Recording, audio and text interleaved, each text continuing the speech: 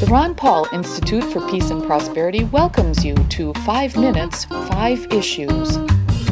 Starting in 5, 4, 3, 2, 1. Hello, I am Adam Dick, a Ron Paul Institute Senior Fellow. Let's start.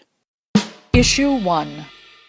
When Ron Paul ran for the 2008 and 2012 Republican presidential nominations, Paul did not have the opportunity to speak his mind on the Republican National Convention main stage.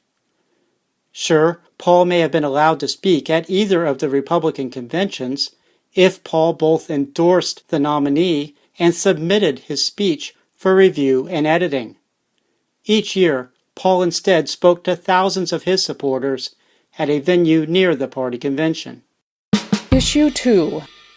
While in the United States House of Representatives, Representative Barney Frank introduced the Ending Federal Marijuana Prohibition Act. Representative Ron Paul was the lead co-sponsor of the bill.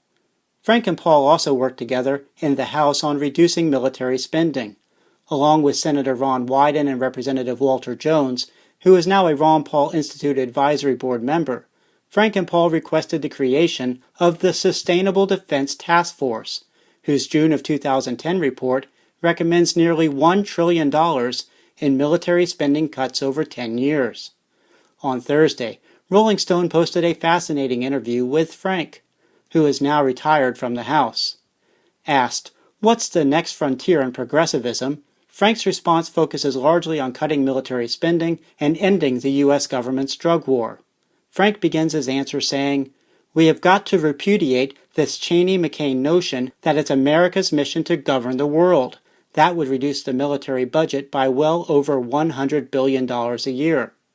Regarding the war on drugs, Frank says, "And there's tens of billions to be saved by us legalizing all forms of drugs. End the stupid drug war." Issue 3.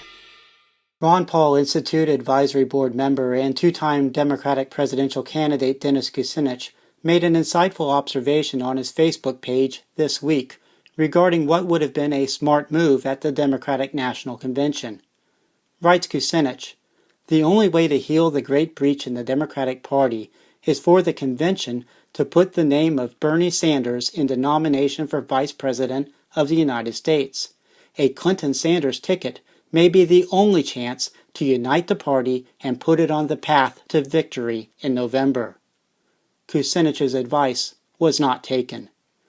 Watching the public dissent on the convention floor by many Sanders delegates, it looks like many of Sanders' strongest supporters have little interest in working to elect Hillary Clinton. Indeed, hundreds of Sanders delegates even walked off the convention floor in protest. How about the hundreds of thousands of Sanders supporters who came out to his mammoth rallies during the campaign? Maybe the majority of them will vote for Clinton. But will they put up signs, make phone calls, walk neighborhoods, and encourage friends and family members to vote for Clinton? Issue 4. Former New York City Mayor and current Donald Trump advisor Rudy Giuliani agrees with some Congress members that people should be barred from possessing guns if a U.S. government bureaucrat puts their names on a so-called terror watch list. Giuliani also wants to take things further. Claude Brodesser-Akner reports at NJ.com that Giuliani said Wednesday that he would recommend to Trump that Muslim individuals who are on a terror watch list be required to wear electronic tags to track their movements. Issue 5.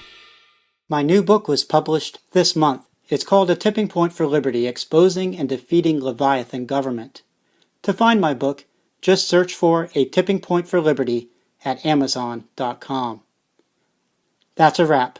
Transcripts of 5 Minutes, 5 Issues episodes, including links to related information, are at the Ron Paul Institute blog.